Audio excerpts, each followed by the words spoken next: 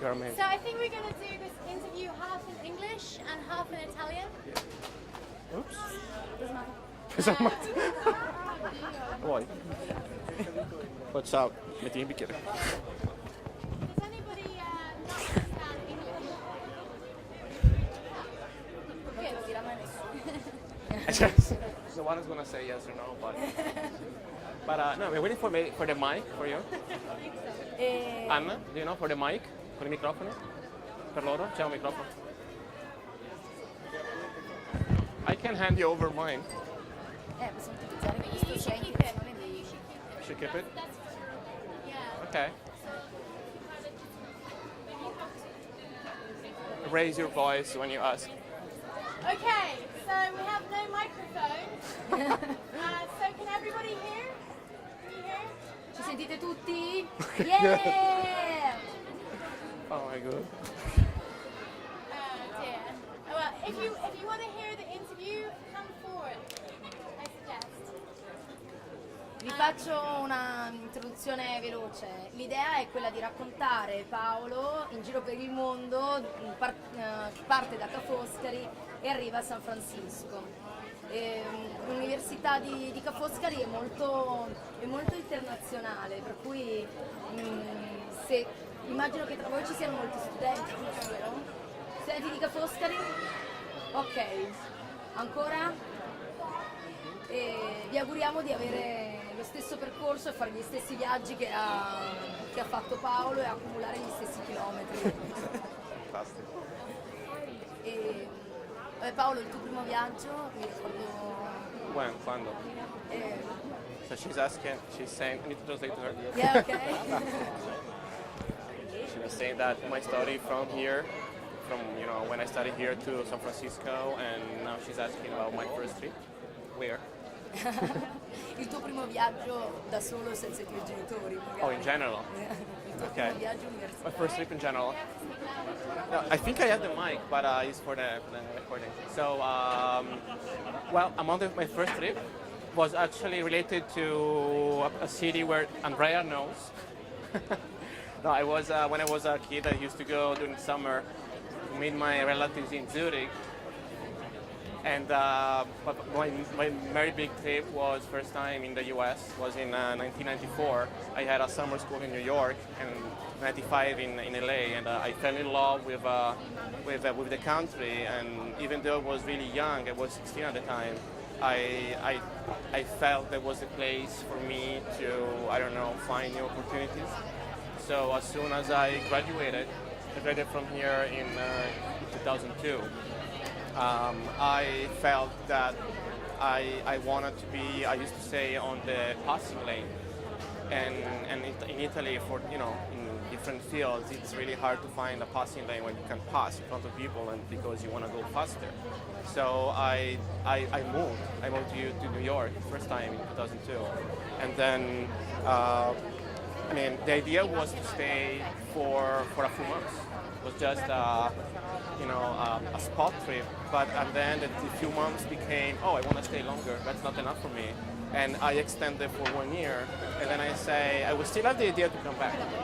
Because actually, when I was in Italy, I was in a comfort area. I was happy about the graduation, I already had a job. I opened my first company when I was actually 16 years old. And then the first digital company when I was 18. So I had nothing to blame being here, but still was not enough. So in 2003, I believe I never really made a choice to stay in the United States. I just said I want to stay more and more and more. And then I moved to LA, and 4 years later, I found out that practically I moved from Italy 5 years before. It was kind of crazy. Like in 2006, before I moved to San Francisco, I pretty much found out that I left Italy something like 5 years before, and that it was a big shock for me because usually when you are on the go, you never notice. You're just on the run all the time, and it's really hard to stop and breathe. So that was the first shock, and then as you were saying, now I've been living abroad for 11 years. So, thousands and thousands of young entrepreneurs move to Silicon Valley every month with dreams of making it. and very few people actually make any sort of impact in Silicon Valley. Paolo has made a huge impact in Silicon Valley. Wow. He's an investor in other startups. He's a founder of a very reputable startup. Everybody knows Paolo in Silicon Valley. So, amongst thousands of other entrepreneurs moving to Silicon Valley, how did you become somebody in Silicon Valley? That's a good question. Thank you for giving me a hard time. No, actually it's a good story. That's a perfect connection to what I was telling her. When I moved from LA to San Francisco, it was a very weird move because at the beginning I've been able to reject 2 offers while I was building my company in LA that is not a famous tech scene. I've been able to reject 2 offers from Google in San Francisco. I just didn't want to move there. I felt, no, I'm comfortable here, I have my house. I just bought a house at the time, so I just chose to stay. In 2007, something happened in my life. I accepted a specialty consulting job in San Francisco for a few months. So I didn't have the idea to move there. I ended up being there. I fell in love with the city, and pretty much I chose to stay. And I moved from LA to San Francisco. So what happened? When I moved there, I didn't know anyone. I knew few people. Actually, for a coincidence, I got to meet Joe Gebbia. It is one of the 2 founders of Airbnb. He had another company before Airbnb, and at the end he was trying to sell to me, to my client's company, his product, and we ended up to become friends. And I started meeting people even thanks to Joe. And I pretty much started to go to events. And I started to meet people constantly, as I was saying before, and I started to collect contacts, you say. But it doesn't mean people remember you. It doesn't mean you're starting to back people. It doesn't mean you become someone people remembers, or someone that is notable.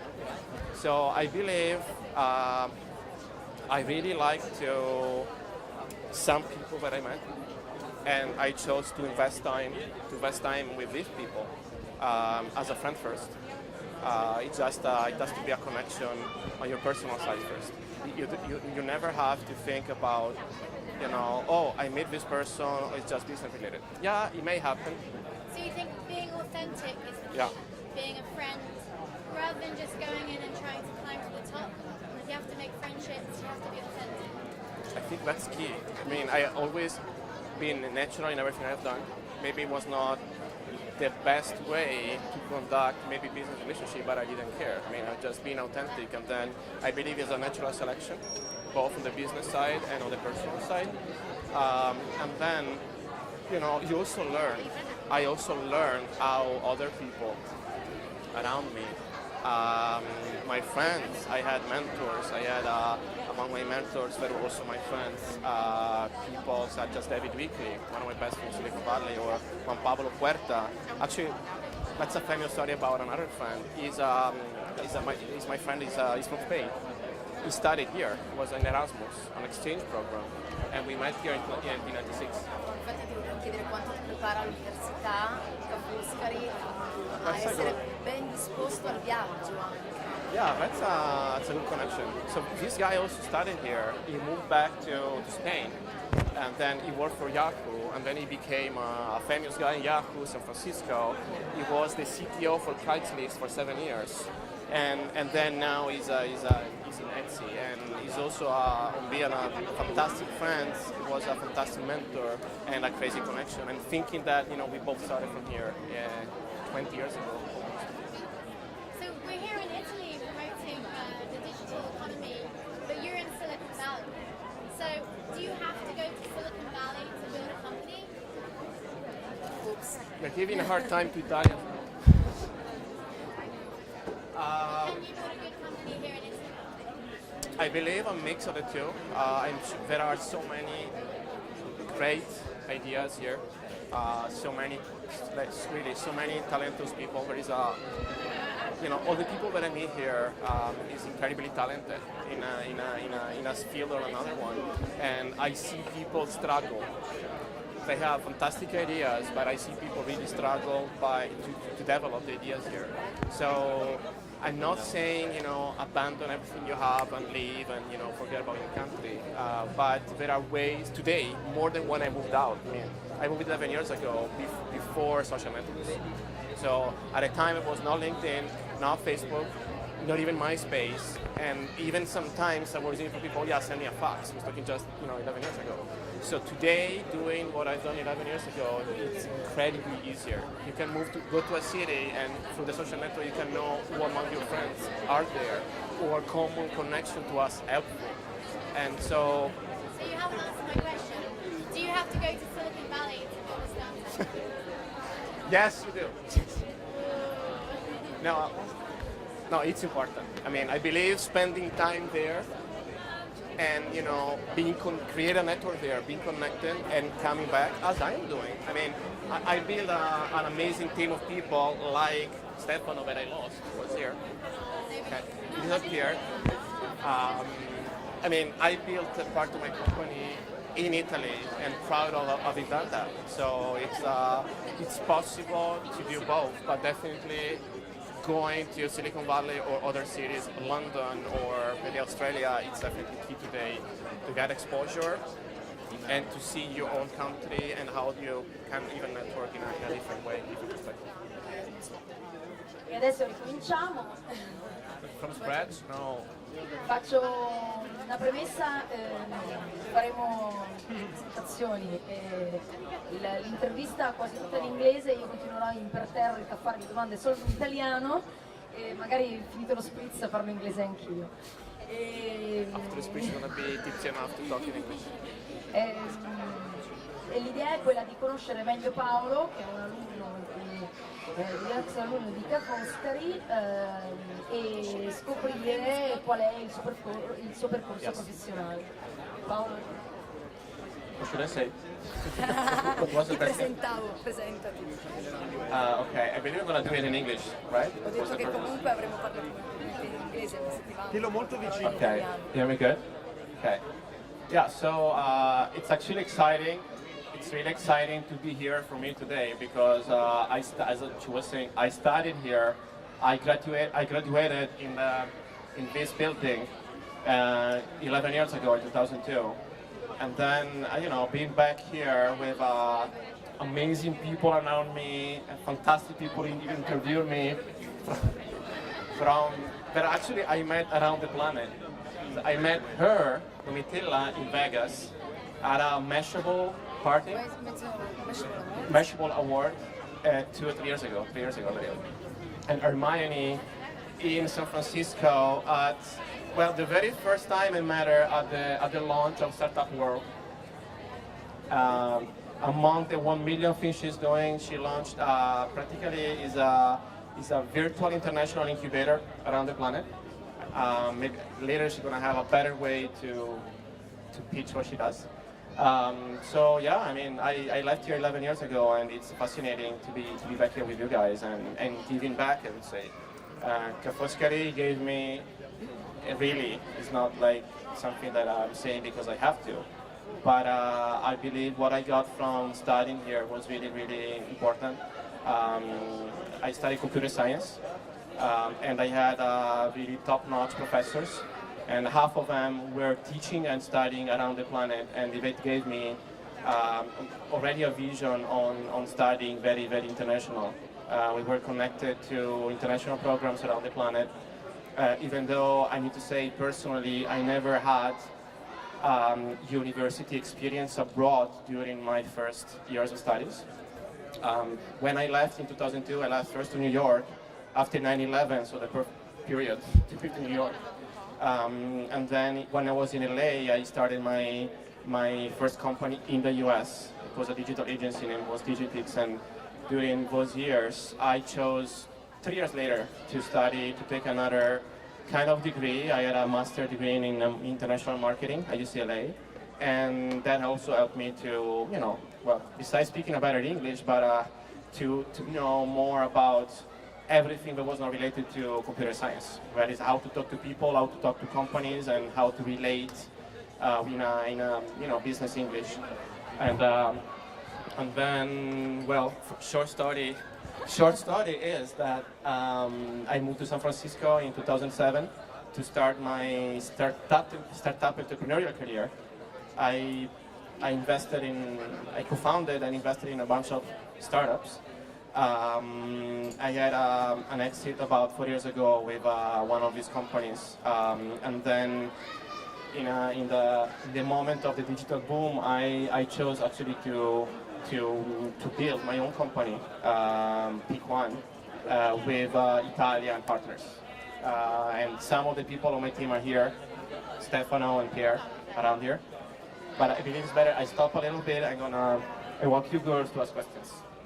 So at the moment, we're living in very exciting times. I think we're on the edge of a global entrepreneurship revolution where everybody in the world wants to move to Silicon Valley. And every week, thousands of entrepreneurs are arriving to Silicon Valley and not making any impact whatsoever.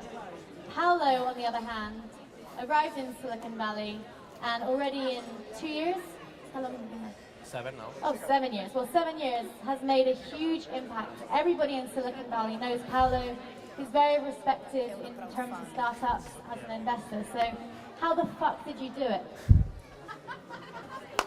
To be very clear, I would say that, at the beginning I had no clue how to network properly with people, because I started going to events at the beginning. In San Francisco there are more than 100 tech events per week, so it's kind of massive, and it was really hard at the beginning to get noted. You're one out of literally 100,000 people. Everyone entrepreneur or wannabe entrepreneur, and you're just one number. And you go to events, you wanted to meet the speakers, you wanted to meet people, you want to meet the startups, you want to be actually recognized next time you go. So, I can remember that one tiny example for me was to keep investing and going to events. And at the end, there was a tiny overlap between events. So some people started to recognize me a few months later. I didn't. I totally forgot about their face, but they were better than me to remember me. And I started to get some contacts that I knew was not just random contact, but people that I could relate to. They started to be friends. Then I had friends who started to introduce me to other friends. And every person that I met was not just a friend, was also, during the time, was also an important key person to me. And just to give you also just one example, I have a friend I met in 2002, and he was starting a company called Trulia, and they do real estate online, where you can search prices for houses to buy and to sell. And he sold the company. Actually, no, it went IPO to the New York Stock Exchange only 7 years later, and now he's he's in a better position. And that was a fascinating story. And it was a friend I met there, and he started like me. So definitely a trick would be to be yourself always.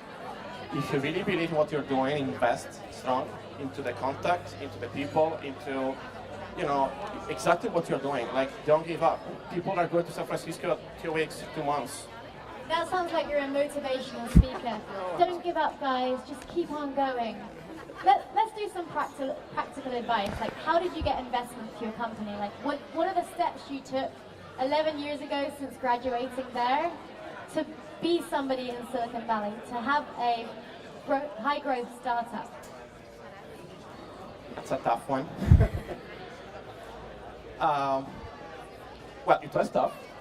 Not just the question, but even the process. I went through a big roller coaster of emotion, up and down.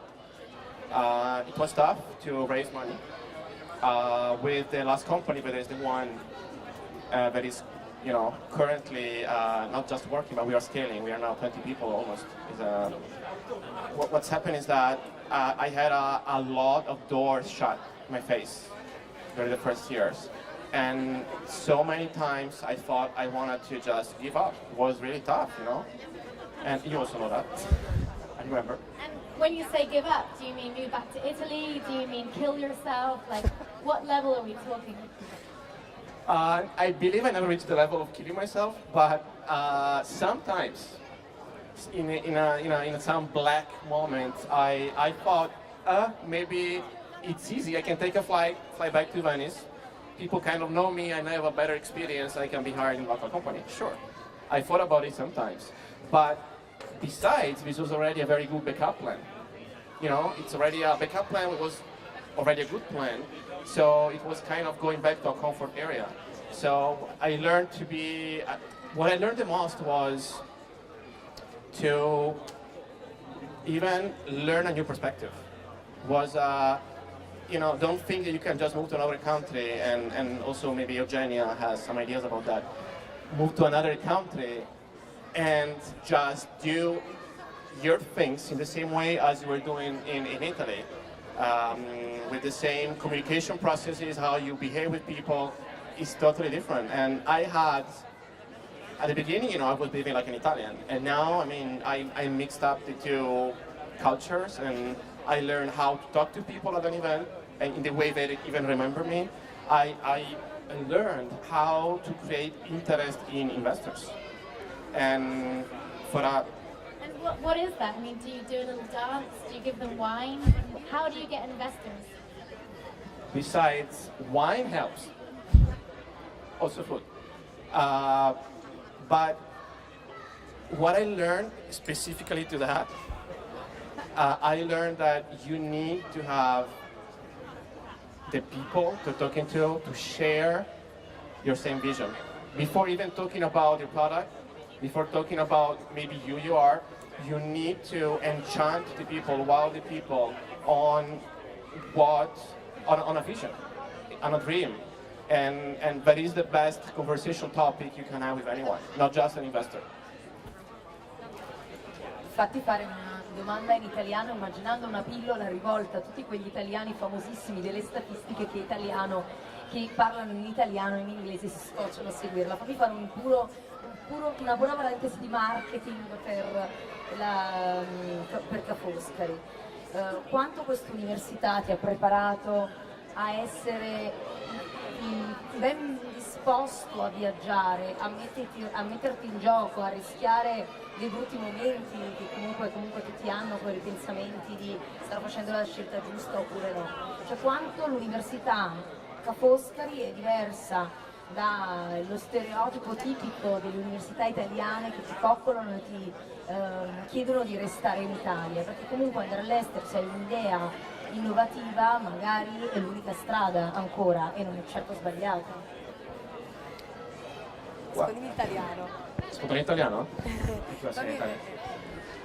È una bella domanda questa, perché comunque capire che cosa per me ha fatto la differenza a Ca' Foscari.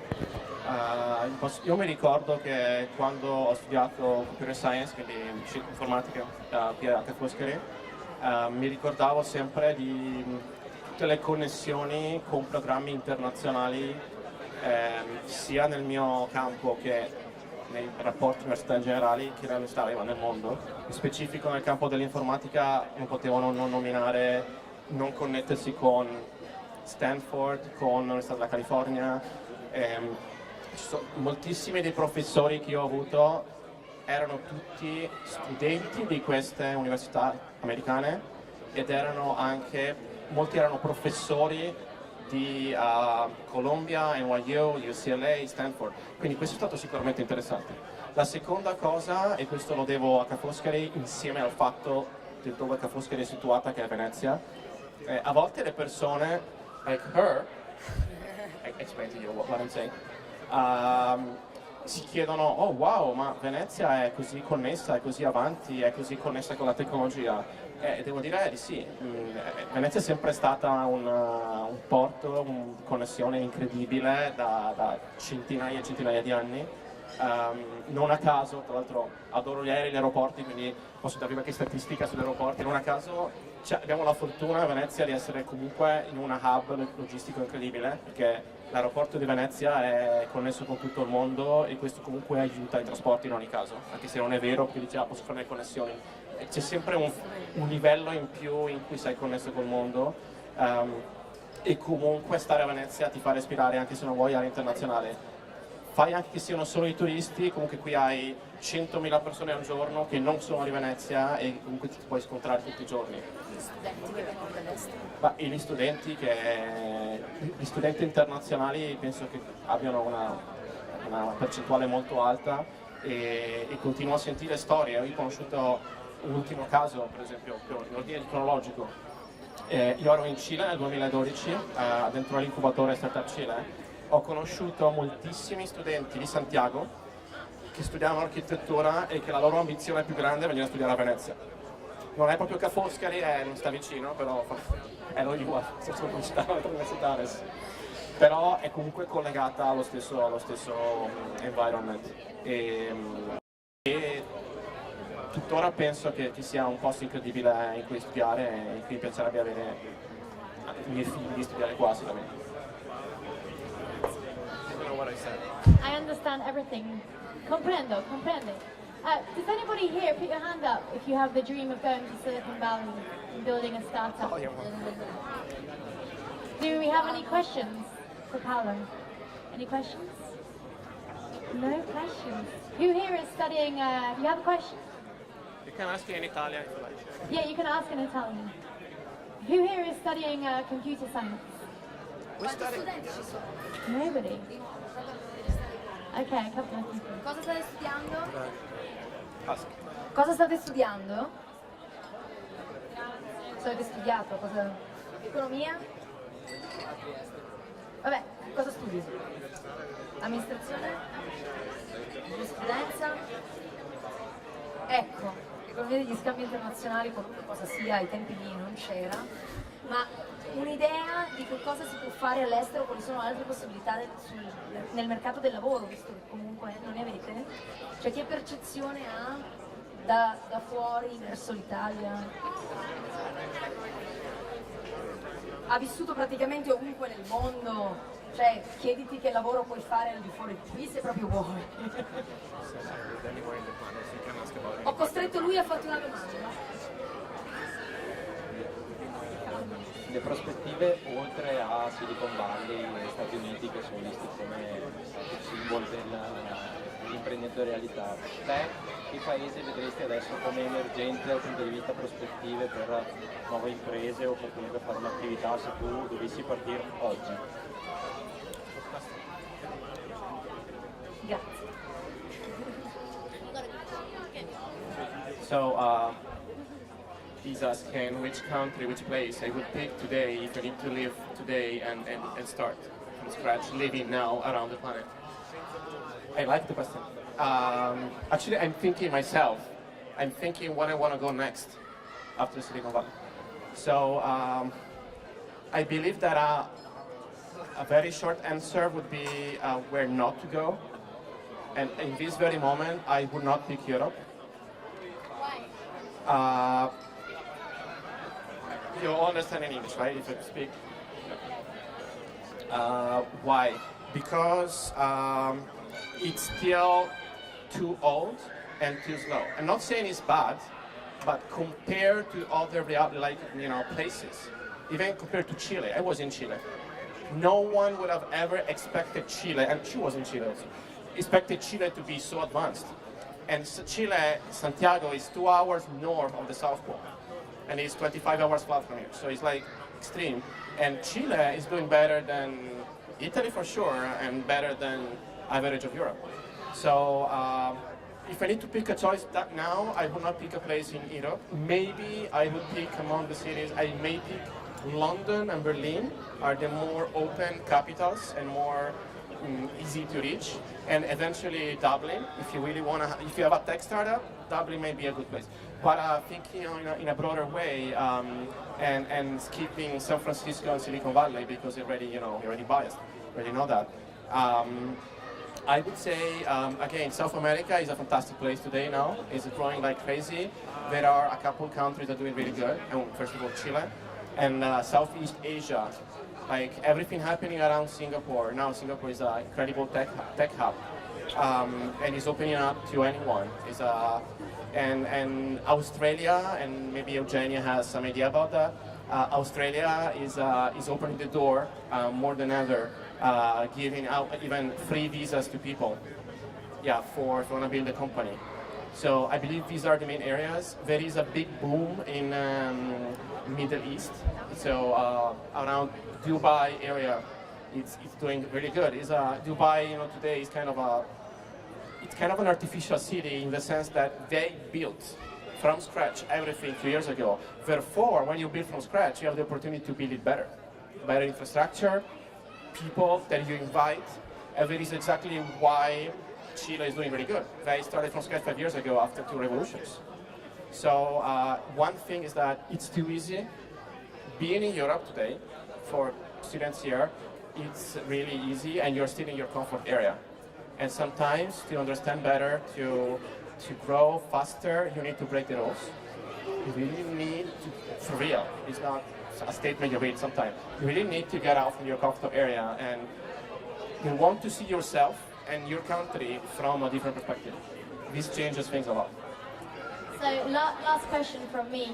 I was in Paris last week, and the government just announced a plan to help startups and help entrepreneurship.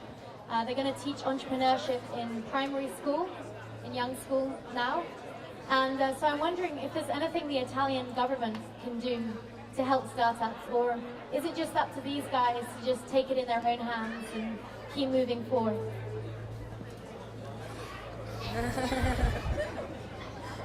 Okay, I'm not super updated on everything happening in the Italian government right now, but help me out. It's really helpful. But I know there are so many initiatives. Yeah, like apparently she's saying that we have many more problems in Italy than just thinking about how to help people. So we need to help the government first to get fixed, and then maybe the new government is going to help us out. Even though there are crazy good initiatives, there are specifically regarding companies and startups. There are a few very good and well-known incubators. HFAR, a few miles from here. There is a new program, fascinates me, TechPix, is in Trentino. It's practically a startup Chile done in Italy. And the thing that I like a lot, that is totally disconnected, as long as I know, from the Italian government. So it's a local government of this special region. It's a region that has local government to override the big government. They're doing really good. And there are a few other initiatives. Seed Lab is a new incubator/fund in Milano, but they're doing it around Italy. And it started from scratch with a clean approach to the best practices on how to help people. I mean, so there are opportunities in Italy, but what I say is that even if it's the best opportunity ever, I strongly suggest for people to leave the country. I'm not saying forever. I'm saying to live for a while and study and get to know people and build your experience abroad and eventually come back. Yes, that would be something that I would certainly suggest. Ok, adesso lui mi invita ad andarvene, voi state studiando qui, magari nel futuro studiamo e muoviamo e diventiamo persone di potere noi per poter cambiare l'Italia e fare qualcosa di diverso e avere un'Italia da cui non è necessario andare via per poter creare qualcosa. Per cui magari nell'ottimismo di essere così noi creatori di un futuro migliore, immaginiamo che Paolo torni presto e cambi anche lui l'Italia. Però in ogni caso è grazie anche a una formazione che ha avuto qua che è riuscito a costruire qualcosa, e se a breve tempo dovesse tornare magari ci saranno nuove possibilità per chi ha buone idee, perché se sono buone idee vengono sponsorizzate anche in Italia, speriamo.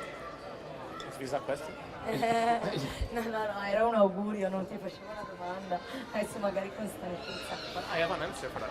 I have a No, to confirm what you're saying is that ended up choosing. I mean, I chose to build my company abroad with what for me were the most interesting people to build it with. And we have here two examples. One is Stefano and Pierre. Thank you for checking your email. You're more interesting. Definitely. Sorry. Pierre is the VP of sales of P1, my company, and Stefano is the COO, and they are both Italian, they both live in Italy, and if it wasn't also for them, I wouldn't be where I am and we are right now. So I believe Italy has a crazy big opportunity and amazing people to work with.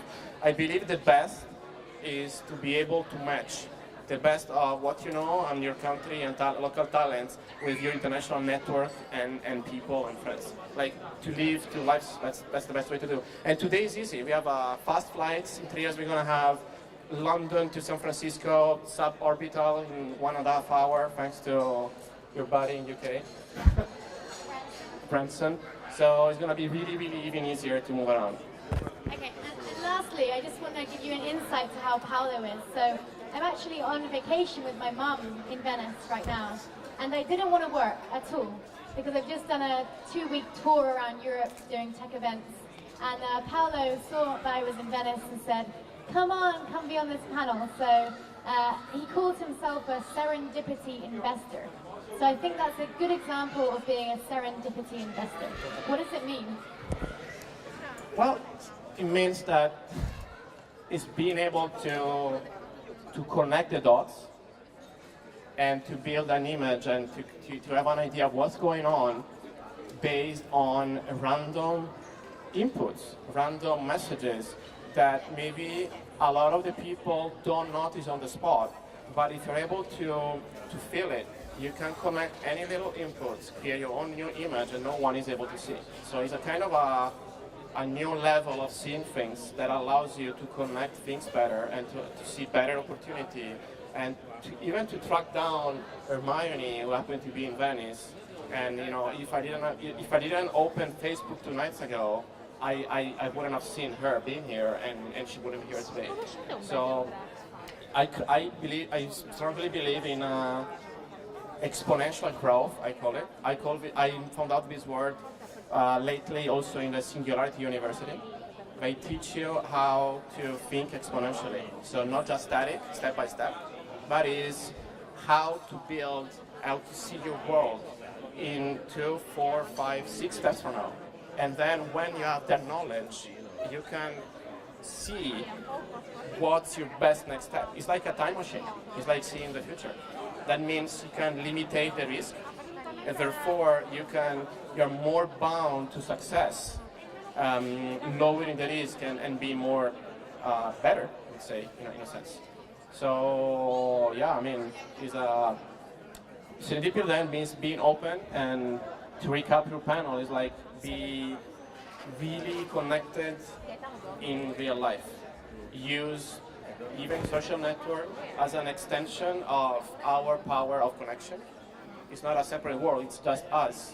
It's an exponential way of, it's a projection of ourselves to more people.